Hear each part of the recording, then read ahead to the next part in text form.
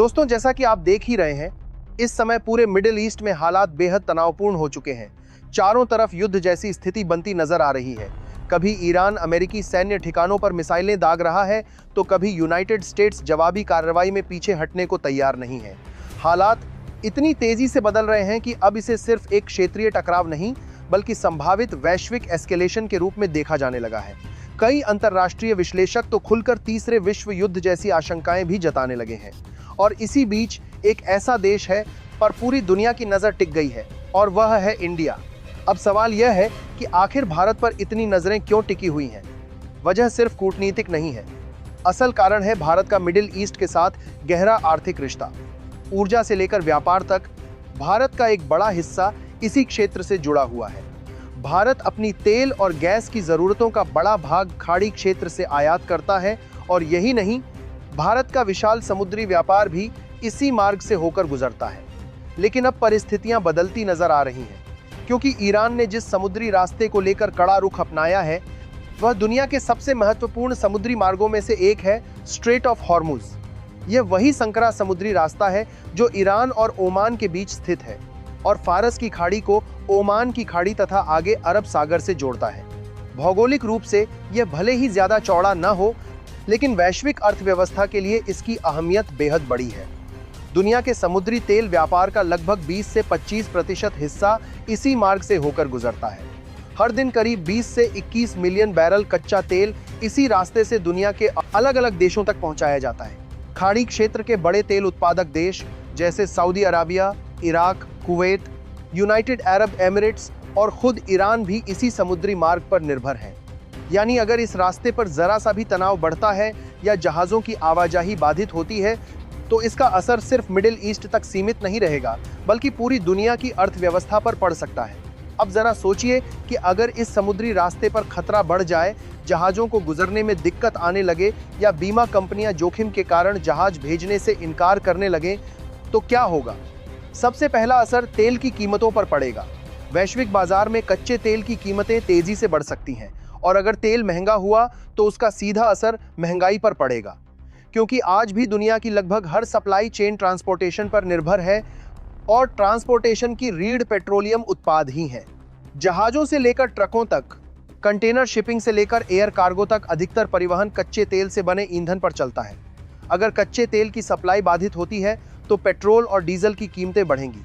Petrol, diesel महंगे होंगे तो ट्रांसपोर्ट महंगा होगा, और जब ट्रांसपोर्ट महंगा होगा तो हर सामान, चाहे वह खाने पीने का हो, इलेक्ट्रॉनिक्स हो या रोजमर्रा की जरूरत की चीजें, सबकी कीमत बढ़ने लगेगी। यही वजह है कि स्ट्रेट ऑफ हॉर्मुज को सिर्फ एक समुद्री रास्ता नहीं, बल्कि वैश्विक अर्थव्यवस्था की ऊर्जा नस कहा जाता है। अगर यहाँ अस्थिरता बढ़ती है तो उसका असर दिल्ली से लेकर न्यूयॉर्क तक महसूस किया जा सकता है। अब अगर इस पूरे संकट को भारत के नजरिए से देखें तो इसकी गंभीरता और भी ज्यादा बढ़ जाती है, क्योंकि भारत के लिए यह रास्ता सिर्फ एक अंतर्राष्ट्रीय व्यापारिक मार्ग नहीं, बल्कि ऊर्जा सुरक्षा की लाइफलाइन है। भारत अपनी कुल तेल जरूरतों का लगभग आधा हिस्सा इसी क्षेत्र से आयात करता है, और इस तेल का बड़ा भाग इसी समुद्री मार्ग से होकर भारतीय बंदरगाहों तक पहुंचता है। सिर्फ तेल ही नहीं, एलएनजी यानी लिक्विफाइड नेचुरल गैस की सप्लाई भी बड़े पैमाने पर इसी रास्ते से होती है।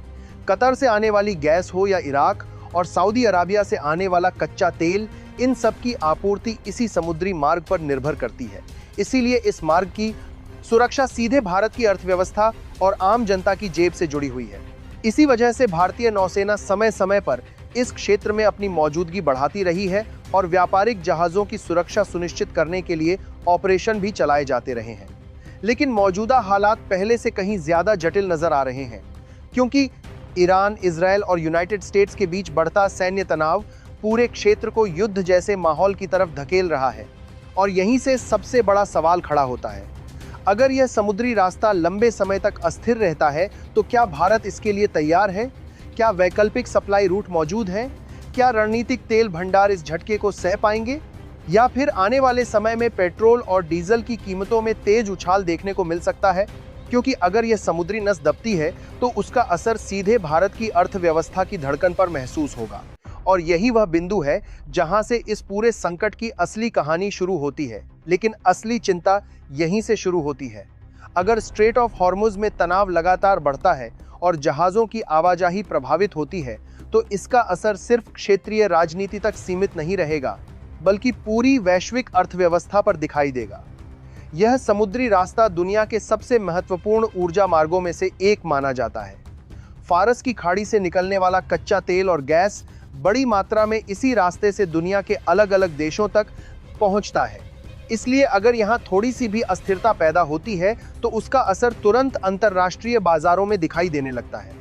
भारत के लिए यह समुद्री मार्ग सिर्फ एक साधारण व्यापारिक रास्ता नहीं, बल्कि आर्थिक जीवन रेखा की तरह है।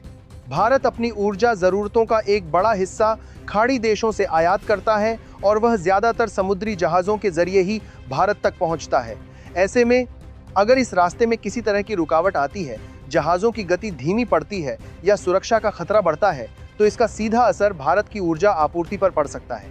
सोचिए, अगर तेल से भरे टैंकर इस रास्ते से गुजरने में देरी करने लगें या उन्हें अतिरिक्त सुरक्षा इंतजामों की वजह से रुकना पड़े, तो उसका असर तेल की कीमतों पर तुरंत दिखाई देगा। तेल की कीमत बढ़ने का मतलब सिर्फ पेट्रोल और डीजल का महंगा होना नहीं होता। इसका असर ट्रांसपोर्ट, उद्योग, बिजली उत्पादन और यहाँ तक कि खेती की लागत पर भी पड़ता है। यानी एक छोटा सा समुद्री संकट धीरे धीरे पूरी अर्थव्यवस्था पर दबाव डाल सकता है। इसी वजह से भारत इस स्थिति को सिर्फ दूर से देखने की नीति नहीं अपनाता। भारत लगातार अपनी ऊर्जा सुरक्षा को मजबूत करने की दिशा में काम कर रहा है। रणनीतिक पेट्रोलियम भंडार यानी स्ट्रेटेजिक पेट्रोलियम रिजर्व इसी सोच का हिस्सा है। इन भंडारों का उद्देश्य यही है कि अगर कभी अंतर्राष्ट्रीय सप्लाई अचानक प्रभावित हो जाए तो कुछ समय तक देश की जरूरतों को पूरा किया जा सके। इसके अलावा भारत ने पिछले कुछ वर्षों में ऊर्जा आयात के स्रोतों को भी विविध बनाने की कोशिश की है। यानी सिर्फ एक क्षेत्र या कुछ चुनिंदा देशों पर निर्भर रहने के बजाय अलग अलग देशों से ऊर्जा आयात करने की रणनीति अपनाई जा रही है।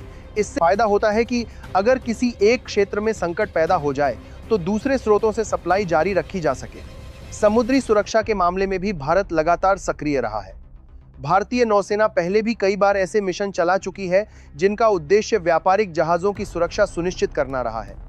जब भी इस क्षेत्र में तनाव बढ़ता है, भारतीय नौसेना की मौजूदगी बढ़ा दी जाती है ताकि भारतीय जहाज सुरक्षित रूप से अपने गंतव्य तक पहुंच सके। लेकिन यह संकट सिर्फ ऊर्जा आपूर्ति तक सीमित नहीं है। भारत का बड़ा व्यापार भी इसी समुद्री रास्ते से होकर गुजरता है। खाड़ी क्षेत्र भारत के सबसे महत्वपूर्ण व्यापारिक साझेदारों में से एक है। यहाँ भारतीय कंपनियां बड़ी मात्रा में सामान निर्यात करती हैं, जिनमें खाद्य पदार्थ, दवाइयाँ, मशीनरी, केमिकल्स और जेम्स ज्वेलरी जैसे उत्पाद शामिल हैं। अगर यह समुद्री रास्ता अस्थिर हो जाता है तो इन सभी व्यापारिक गतिविधियों पर असर पड़ सकता है।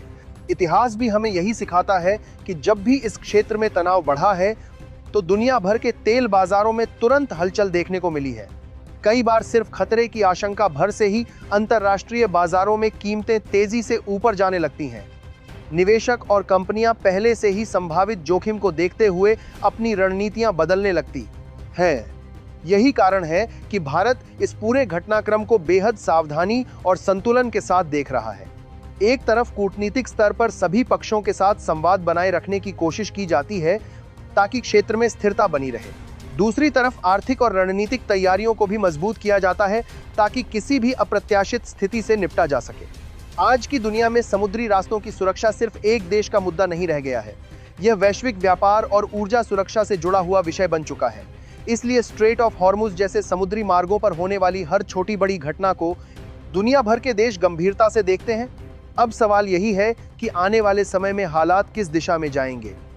क्या यह तनाव धीरे धीरे कम होगा और जहाज़ों की आवाजाही सामान्य बनी रहेगी, या फिर यह संकट और गहराता जाएगा? क्योंकि अगर इस महत्वपूर्ण समुद्री रास्ते में लंबे समय तक अस्थिरता बनी रहती है तो इसका असर सिर्फ मिडिल ईस्ट तक सीमित नहीं रहेगा, बल्कि पूरी दुनिया की अर्थव्यवस्था पर महसूस किया जाएगा। और यही वजह है कि इस समय दुनिया के कई बड़े देश इस क्षेत्र की गतिविधियों पर करीबी नज़र बनाए हुए हैं, क्योंकि कई बार इतिहास में बड़े आर्थिक और राजनीतिक बदलाव ऐसे ही छोटे लेकिन रणनीतिक रूप से बेहद महत्वपूर्ण स्थानों से शुरू हुए हैं।